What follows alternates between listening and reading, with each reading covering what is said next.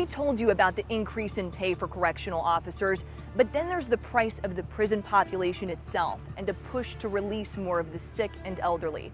Florida has the highest percentage of elderly prisoners in the country, 27%, driving up healthcare costs outside hospital visits and the need for bed space.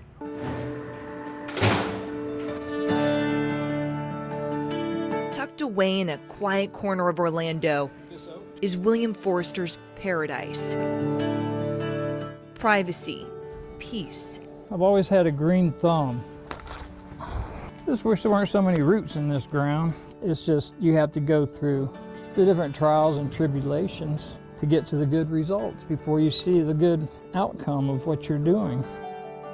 Do you feel at all like that's what you've had to go through? All my life, pretty much. But now especially since I'm learning a new life. A new life after more than a decade locked up. In 2009, a judge sentenced Forrester to 15 years in state prison. What was that life that led you to those 15 years? It was a life of a lot of sickness, a lot of illness. I had lung cancer. I got very addicted to the pain medications. I forged a prescription. Since I bought them illegally, that was trafficking.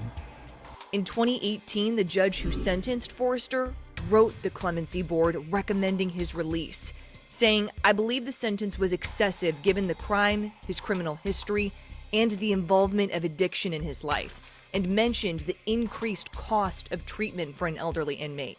Forrester says at one point, he was hospitalized for 3 weeks. The cost of that stay was crazy, like a couple $100,000. The 65-year-old served his full time and got out this summer. A 2019 audit of healthcare in the Department of Corrections found the elderly inmate population grew by 77% over the last 10 years, and older prisoners cost the state about 3 times as much. Today, Floridians, you and I, taxpayers, fit 100% of that bill. Republican State Senator Jeff Brandes of St. Pete vice chairs the Criminal Justice Committee. We have people with cancer.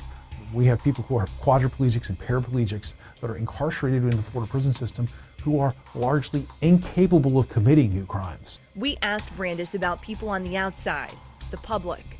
Why should they care? Because at some juncture it begins to put public safety at risk. When dollars are being allocated to care for somebody who's in their late 70s, who committed a crime 30 years ago, that hasn't had a disciplinary issue in the last decade, that could easily, safely be monitored and evaluated from outside the prison system. Why shouldn't the state do that, especially if it costs virtually nothing to do that? The more people that we incarcerate, the less dollars we can put towards putting officers on the street, which is ultimately what lowers crimes in communities. Right now, a prisoner must be permanently incapacitated or terminally ill to even be considered for medical release. You can't appreciate how dire and bad the system is as it stands today.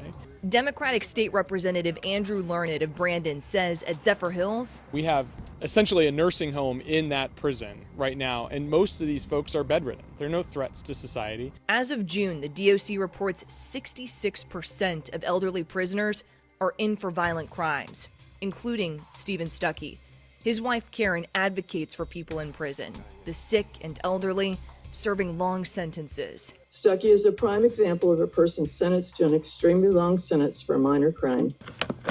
In 2003, Stuckey shoplifted DVDs from a Seminole County Sam's Club. He was sentenced to 30 years. He was judged a career violent criminal. The arrest report says Stuckey resisted the loss prevention team and suffered a seizure, sending him to the hospital. He was a reoffender and had served time for burglary and grand theft. A prosecutor argued he simply has come to the time where he just needs to be warehoused. Stuckey is on year 18 of his sentence with no disciplinary issues. He was diagnosed in 2005 with lupus, and he wants to get medical treatment. If they let these older people out like Stephen, they can wear a monitor. Karen hopes that day comes. In Crystal River, hope for Lisa Lopez's loved one is found on hangers. I know soon he'll be out here wearing them. Sticking to the wall. Little post-its that I ask God to help him come home. and in her heart. But the hope she is seeking for her sick fiancé, a family friend since childhood, comes with far bigger hurdles. He was charged with second-degree murder back in 1984. Jesus Ruiz left Cuba as a teenager and got involved in drugs in Miami. As it was a drug deal gone wrong. Now 66, he's serving a life sentence, I go every weekend. making the trip to Mayo. It takes me at least 2 hours. Seeing him in there is very difficult. Lopez says he has chronic high blood pressure and a liver condition. That's the hardest part, to leave him. What do you say to people who say he killed somebody? He does not deserve to get out. It's not just so cut and dry like people think. I understand the part of the victim. There should be a punishment, but there should be a rehabilitation. Corrections records show Ruiz's last disciplinary issue was more than 20 years ago. They're sick, they've proven themselves. They have all this criteria that they can go through. Send them home with a monitor. For Forrester, I'm a free man.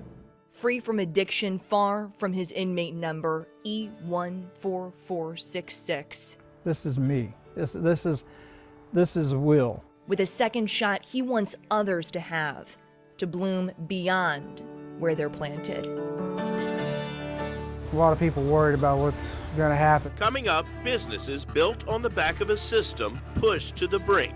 Small towns worried about their future when prisons start shutting down.